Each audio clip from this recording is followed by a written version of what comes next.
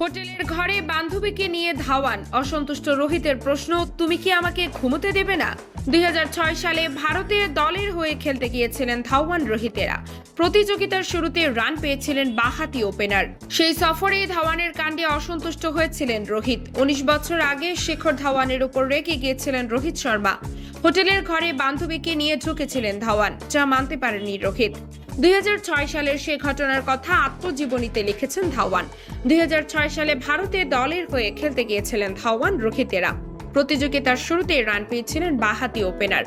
ধাওয়ান লিখেছেন, অনুশীলন ম্যাচে অর্ধশত রান করেছিলাম, খুব ভালো চলছিল সফরটা। প্রতিটা ম্যাচের পর আমি যাচ্ছিলাম এলেনের সঙ্গে দেখা করতে, ওকে নিয়ে হোটেলের ঘরেও যাচ্ছিলাম। ওই সফরে রোহিতের সঙ্গে ঘর ভাগ করে থাকছিলাম আমি। ও বারবার আমার কাছে অভিযোগ করত, বলতো তুমি কি আমাকে ঘুমাতে দিবে না? ধাওয়ান তার সেই বান্ধবীর সম্পর্কে লিখেছেন, ও খুব সুন্দরী ছিল, আমি প্রেমে পড়েছিলাম, মনে হয়েছিল ও আমারই, ভেবেছিলাম বিয়ে করব।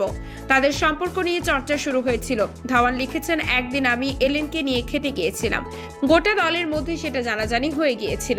একজন নির্বাচক আমাদের ধরে ফেলেছিলেন। হোটেলের লবিতে আমি আর এলেন হাত ধরে হাঁটছিলাম। সেই সময়ে নির্বাচক আমাদের দেখে ফেলেন, কিন্তু আমি এলেনের হাত ছাড়িনি। আমি জানতাম কোনো অন্যায় করছি না, তাই হাত ছাড়ার কোনো প্রশ্নই ছিল না।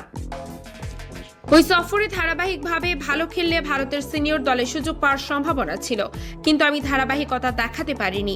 পরবর্তী সময়ে যদিও ভারতীয় দলে জায়গা করে নিয়েছিলেন ধাওয়ান। দেশের হয়ে 34টি টেস্ট, 167টি একদিনের ম্যাচ এবং 68টি টি-20 খেলেছিলেন তিনি। দলকে নেতৃত্বও দিয়েছিলেন বেশ কিছু ম্যাচে।